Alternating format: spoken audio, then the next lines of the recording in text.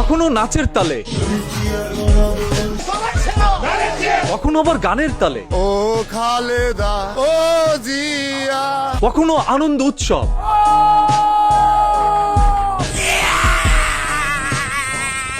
কখনো আতঙ্ক, কখনো আবার ভয়, জামাতের কোন মহিলা যদি বাড়িতে যায় ঘাট ধরে তাকে বাইর করে দেবে। কখনো রাগ, কখনো মান অভিমান, কখনো হয়ে যায় বেঈমান, কখনো ভাষণের সময় নেতার শরীরে ঝিনের উপস্থিতি। আশা করি আজকে আমি বেশি কিছু বলার জন্য দাঁড়াই নাই, আমি দাঁড়িয়েছি দানুশিসকে কিভাবে রাঙ্গুনিয়াতে যুক্ত করে কিভাবে সংসদে পাঠাতে হয় এটা চাই, কোনো গরিবি নাই। আজকে আন্দোলন সংগ্রাম টাইম নাই তো। আচ্ছা ঠিক আছে ভাই, টাইম যেহেতু নাই ভিডিওটা শুরু করতে চাই। আসসালামু আলাইকুম ওয়া রাহমাতুল্লাহি ওয়া বারাকাতুহু, জান্নাতুল ফেরদাউস। এটা কি সইলো ভাই? 8 বছর পরে এই আনন্দ মার পেটের তো পুরো পাই নাই। মায়ের পেট থেকে পড়ো যত আনন্দ পাই নাই, বিএনপিতে পদ পেয়ে তার চেয়ে বেশি আনন্দিত হয়েছে। এই আনন্দ কিভাবে উপভোগ করব একমাত্র আল্লাহই জানে। আল্লাহ ভাই রাজনীতি করে না। ধানের শীষে ভোট দিলেই আপনারা পেয়ে যাবেন জান্নাতুল ফেরদৌস। ধানের শীষে ভোট দিলে আপনারা অবশ্যই জান্নাতুল ফেরদৌস আশা করতে পারেন। ধানের শীষে ভোট না দিয়ে যদি সেই এমপি কে ফাঁকি দেন, তাহলে সেটা আল্লাহকে ফাঁকি দেওয়া হবে। আমাকে যদি ফাঁকি দেন এটা ফাঁকি দিবেন আল্লাহকে, আর আল্লাহকে যদি ফাঁকি দেন এই গজব আপনাদের উপরে পড়বে। আপসীন দেশনেত্রী শেখ হাসিনার পুত্র নাকি আরাফাত রহমান কোকো। বহুদলীয় গণতন্ত্রের প্রবক্তা, বাংলার রাখাল রাজা শহীদ প্রেসিডেন্ট জিয়া রহমান এবং বাংলাদেশের আপসীন নেত্রী জননেত্রী শেখ হাসিনার ঘনিষ্ঠ পুত্র ওয়াদ আরাফাত রহমান কোকো সিটি ফুটবল টুর্নামেন্টের এরাই নাকি আবার দলের আদর্শ ছড়িয়ে দিচ্ছে আপনার চার পিছে। আপনারা কেউ ভোট না করলাম না, জিয়া রহমানের মার্কা। যারা ভোট না পেয়েও পাশ করে যাবে তাদেরই আবার শত্রু হচ্ছে। আমাদের বর্তমান শত্রু হতে জামাত, আমি বলবো না তাদের মান অপমান করবেন, তবে ছেলেপেলা যদি করে সেটা অন্য কথা। আপনি যদি চুপি সরে গিয়ে জামায়াত ইসলামকে ভোট দিয়ে বাড়িতে আসেন, এটা যদি বিএনপির ওই নেতা জানতে পারে, তাহলে বাড়িতে ঘুমাইতে পারবেন না। আমাদের চোখের সামনে দিয়ে ওই জামাত রাজাকারকে ভোট দিবেন আর আপনারা বাড়িতে শান্তিতে থাকবেন, ওই শান্তিতে কিন্তু আমি থাকতে দেব না। আওয়ামী লীগের ভাইরা জামাতে ভোট দেওয়ার আগে এই ভিডিওটা দেখে যান। যদি জামাত ক্ষমতায় যায়, শেখ হাসিনার তুলে তারা শপথ গ্রহণ করবে। যারা আওয়ামী লীগ করেন, আপনাদের উদ্দেশ্যে আমার 1 মিনিট কথা। আওয়ামী লীগ বিগত সরকারের সময় সবচাইতে বেশি ক্ষতি করেছে জামাত ইসলামের। আজকে তারা আওয়ামী লীগের ভোটটি নেওয়ার জন্য আপনাদের কাছে কাছে বাড়িতে ধারে ধারে যাইতেছে। যেহেতু জামায়াত ইসলামকে ভোট দিলে আপনাদের বিপদ হবে, সেহেতু ভোটটা দিবেন কাকে? আওয়ামী লীগের ভাইরা বিনয় সহিত বলি, দয়া করে মায়া করে আপনাদের নিরাপদে রেখেছি। আমরা যদি ক্ষমতায় যেতে পারি, আমি বিএনপি নির্বাচিত হতে পারি, আমার বিএনপি নেতা কর্মীরা যেভাবে নিরাপত্তার চাদরে থাকবে, আওয়ামী লীগের প্রত্যেকটা নেতা কর্মী সমর্থককে আমরা নিরাপত্তার চাদরে ঢেকে রাখতে চাই। যখন বিএনপি আপনাদের নিরাপত্তা দিতে চায়, তখন জামাত কেন পিছিয়ে থাকবে? নিরাপত্তার চাদরে আপনাদেরকে তারাও ভরে রাখবে। আমাদের দলে আপনারা আওয়ামী লীগ থেকে আসবেন, আপনাদের দায়িত্ব আমরা নেব, যে কোনো দায়িত্ব আমরা নিব ইনশাআল্লাহ। আপনারা আওয়ামী লীগ থেকে জামাতে জয়েন করেন, এখন শক্তিশালী জামাত। আপনাদের আইন আদালত কোর্ট কাছারি থানা আমরা দায়িত্ব নেব ইনশাআল্লাহ। জামায়াত ইসলাম এই কথা কেমনে বলে? উনি ইমাম সাহেব পাইলে ফেলাবেন, যে বেটা তুই ইমামি করবি, ইমামতি করবি, জামাতে ভোট চাওয়ার জন্য আসবে। যদি আমরা না পারেন পান্ডা হাত তো বাইন্দা পুলিশে দেবেন। ঠিক আছে ভাই, আপনি যেহেতু বলছেন এটাই করব।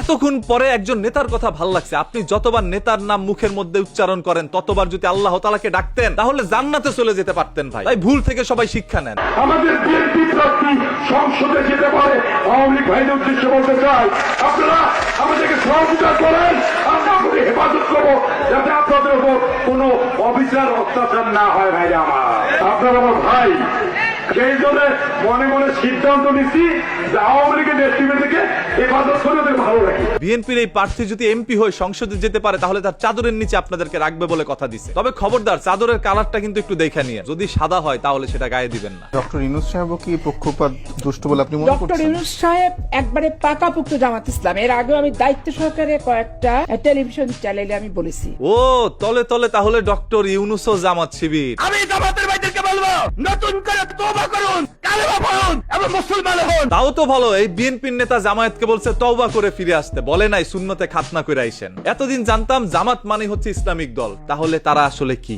আমি কিন্তু হিন্দু না মুসলমান।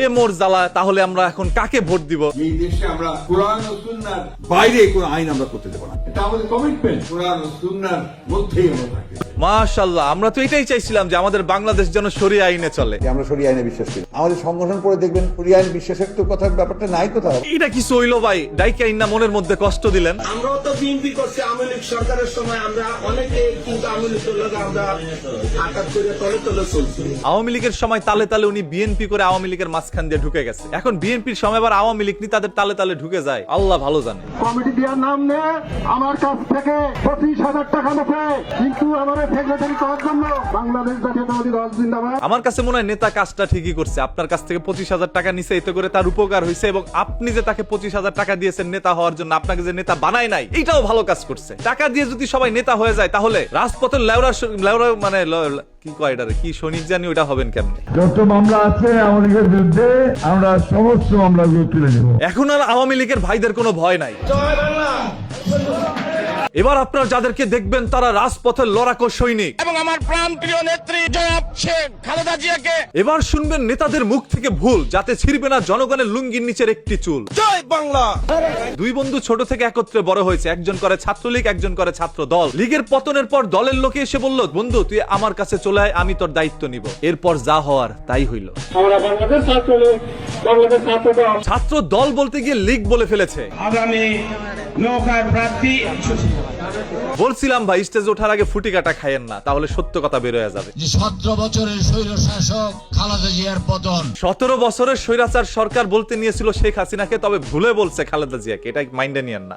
রাখছেন বিএনপির ভারপ্রাপ্ত চেয়ারম্যান জনাব তারেক রহমান, স্বদেশ প্রত্যাবর্তন কমিটি সংগ্রামী আহ্বায়ক, জাতীয় স্থায়ী কমিটির সম্মানিত সদস্য জনাব সালাউদ্দিন আহমেদ আপনাদের সামনে বক্তব্য রাখছেন। এই যে কামটা করছে কি দেখছেন? জীবনে যদি কোনো ভুল হয়ে থাকে, এটা হচ্ছে সব থেকে বড় ভুল। এমন ভাবে পেঁচায়া নামটা বলছে ভাই, তারেক রহমান তো স্টেজ থেকে আইসা পড়ছে ভাষণ দেওয়ার জন্য, এর চাইতে লজ্জার কি হইতে পারে? আমি বক্তব্য রাখার জন্য উঠি নাই। যাই হোক, ভুলে ভরা আজকের এই ভিডিও। বাংলাদেশে একটি মাত্র ছাত্র সংগঠন রয়েছে যারা এই ফ্যাসিস্ট ছাত্র লীগের সন্ত্রাসী যারা রয়েছে, তাদেরকে কিভাবে এই রাজধানী ঢাকায় আশ্রয় বস্ত্রে থাকা যায় সেই ব্যবস্থা করেছে একটি ছাত্র সংগঠন। রাকিব ভাই আমার পছন্দের মানুষ, আমি তাকে কিছু বলতে চাই না।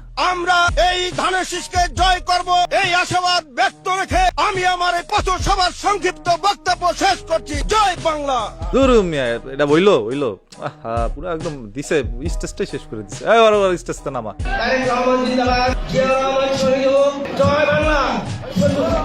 ভাই কিন্তু জিব্বা এমন ভাবে কামড়টা দিছে, জিব্বার অবস্থা কিন্তু 12টা বাজে গেছে। আর জিয়াউর রহমান তো অনেক আগেই শহীদ হয়েছে, তাকে আর কতবার শহীদ বানাইবেন? নামান স্টেজতে নামান, মাথাটা গরম করে দিচ্ছে। এটা হইলো ভাই? কি এর মধ্যে কি বললেন? পুরো জনসমাবেশটাই নষ্ট করে দিচ্ছে।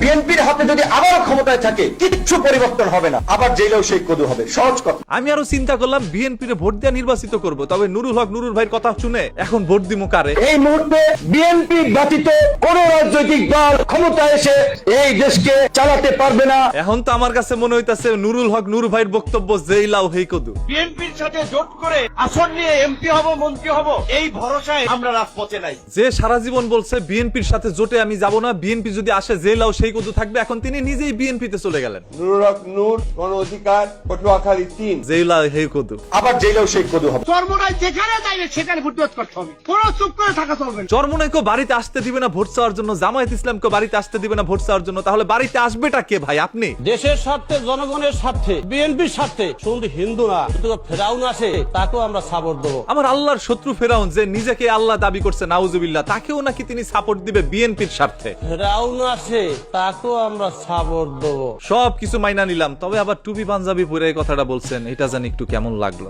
আপনার স্বামী যার পায়ের নিচে আপনার বেশ, যদি ভোট না দেন, এই মহিলাদেরকে বলছি আপনারা জান্নাত পাবেন না, কারণ আপনার স্বামীর কথা শুনলে যদি বেশ আসে বেশ পাওয়া যায়, এটা যদি হাদিস কোরআন মিথ্যা নয় তাহলে তার কথাটি শুনতে হবে। আসলেই তো ভাই, স্বামীর পায়ের নিচে স্ত্রীর বেহেস। তাই স্বামী বলছে ধানের শীষে ভোট দিতে, আপনি তো ধানের শীষেই ভোট দিবেন। যদি না দেন জাহান্নামে যেতেও পারেন। নেতা যেহেতু বলছে, কথা সত্য। আমরা যদি ক্ষমতায় যাই, বিএনপি ক্ষমতায় গেলে ফ্যামিলি কার্ড দেওয়া হবে, প্রত্যেক কার্ডের বিপরীতে 2 থেকে 2,500 টাকা করে আমরা বরাদ্দ করব। এটা তো একটা চমৎকার উদ্যোগ ভাই। এখন বাংলাদেশের 20 কোটি মানুষ এই ফ্যামিলি কার্ড পাবে এবং তারাও সুন্দর করে সচল ভাবে চলতে পারবে। বাংলাদেশের 50 কোটি লোকেরকে ফ্যামিলি কার্ড দেওয়া হবে।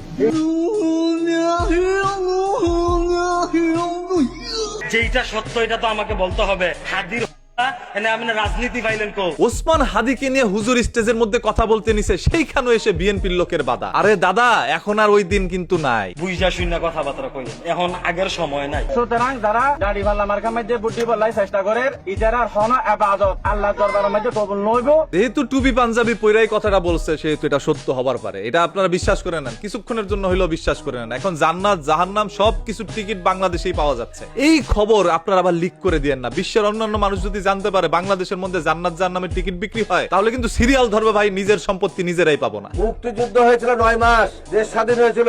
তারা যদি মুক্তিযোদ্ধা হিসাবে এখনো থাকতে পারে, তাহলে যুবদল, ছাত্রদল, স্বেচ্ছাসেবক দল 17 বছর লড়াই সংগ্রাম করে এরা মুক্তিযোদ্ধা না, এরা হচ্ছে এই নতুন প্রজন্মের মুক্তিযোদ্ধা। 1971 সালে যারা যুদ্ধ করেছিল তারা যদি মুক্তিযোদ্ধা হয়, তাহলে 17 বছর যেই সকল কর্মীরা আন্দোলন লড়াই করেছিল তারাও তো মুক্তিযোদ্ধা। দেখেন, কথার মধ্যে কিন্তু একটা যুক্তি আছে। আর আপনার পিছনে বিএনপি এই 50 টাকা নিচে কিসের এটা কিসের টাকা?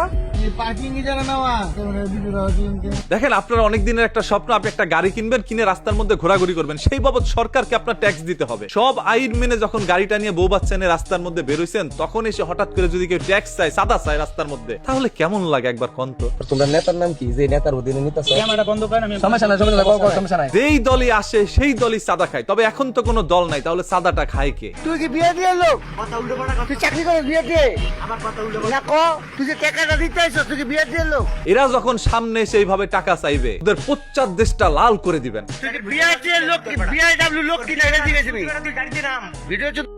এই দেশে যদি রাস্তায় গাড়ি চালাইতে হলে চান্দা দিতে হয়, তাহলে গাড়ি কেনার পরে বিআরটিতে কেন আমরা গিয়ে ট্যাক্স দেই? ট্যাক্স তো চান্দা রাস্তায় দিতে পারতাম। আমি বক্তব্যের প্রথমেই স্মরণ করতে চাই বহুদলীয় নায়ক, প্রধান নায়ক, স্বাধীনতার ঘোষক জিয়া,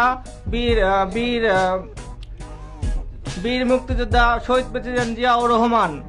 আমি আরো স্মরণ করতে চাই। ভাই মাফ চাই, আপনারা স্মরণ করতে হবে না। আপনি অনেক স্মরণ করে ফেলছেন, আজকের মতো ক্ষান্ত যান। এই দেশের নেতৃত্বাই সরেন, পাশা বুসা লয়া পড়ছে।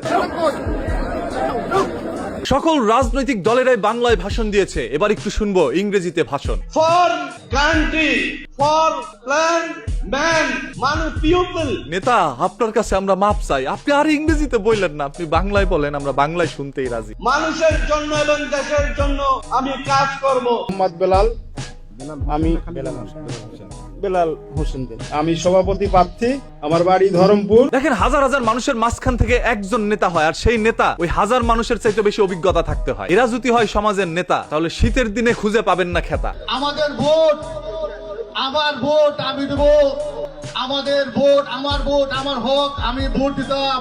তাই বলে কি আমি দানের শীষে দিয়ে ক্লান্ত হয়ে গেলাম, দিয়ে আসলাম? আমি বুঝছি ভাই, আপনার ভোট আপনি দিবেন, আপনার ভোট আপনি করবেন, যেটা করবেন। আপনার মনে হয় আইডি কার্ড নাই। আমি আপনার কথা শুনে বুঝছি আপনার এই দেশের নাগরিকত্ব কত মানে নাইগা, ওইটাই নাই, যেটা কইতে লইছি ওইটাই নাই। মানে এদের কথা শুনলে যা জানি তাও ভুলে যায়। দেখেন, এতক্ষণ পর্যন্ত যা শুনেছেন আপনারা মজা পেয়েছেন, তবে এই বিষয়টা একটু সিরিয়াসলি নিয়ে আগামী যে সংসদ নির্বাচনে আপনি নিরবের ভোট দিয়া যখন আমার নাম্বার লইয়া যান, পুলিশে ধরে নগর ছেড়ে দিব, ওসি ধরে নগর ছেড়ে দিব। যদি আমরা একটা করবেন না, কিন্তু অন্য কাজ করেন তো, যদি কই গেলাম নগর ছেড়ে দিব। একজন এলাকার মুরব্বী সে এসে বলতেছে যে তুমি এরকম বড় একটি অপরাধ করলো, আমি তোমাকে জেল থেকে ছুটায় নিয়ে আসবো যদি তুমি ভোট দিয়ে আমাকে নির্বাচিত করো। আর এই কথা শুনে ওই যুব সমাজ কি কাজ করতে পারে আপনি একবার চিন্তা করে দেখেন। সে তো এই সমাজের সব থেকে বড় অন্যায় কাজটি করবে, আর সেই অন্যায় কাজে প্রবাহিত করছে এই ধরনের কিছু নেতাকর্মীরা, যাদেরকে এই ভিডিওর মাধ্যমে আপনারা চিহ্নিত করুন। সেই যেই দলেরই কর্মী হয়ে থাকুক না কেন, সেই দল থেকে তাকে বহিষ্কার করে দিতে হবে এবং তাকে শাস্তির আওতায় আনা প্রয়োজন। এইগুলো কোন নেতার কাজ হইতে পারে না। আর যদি কোনো নেতা ওই পূজা পাই দিয়ে বুটকা পরে ওই তালিম দিয়া চলতি করে বেড়ায়, ওই নেতা কিন্তু নিয়ন্ত্রণ নেতা থাকে। যদি কোনো বিএনপির বউ সুন্নতি লেবাস ধারণ করে বোরকা এবং হাতের মধ্যে মুজা পরে রাস্তার মধ্যে বের হয়, তাহলে সেই বিএনপির নেতাকে দল থেকে বহিষ্কার করতে হবে। ইনি এই কথাটাই বুঝাতে চেয়েছেন। এটা কি কখনো একজন মুসলমান মেনে নিবে ভাই? একজন বিএনপির নেতা, সেও তো 5 ওয়াক্ত নামাজ পড়ে, সেই নেতা চায় তার বউকে পর্দা করাতে, কারণ পর্দা করানো ফরজ। আর সেই ফরজ কাজে বাধা দিতে বলছে এই ব্যক্তিটিকে, তাকে ভোট দিয়ে আপনারা নির্বাচিত করবেন যে ফরজ কাজে বাধা দিতে বলছে।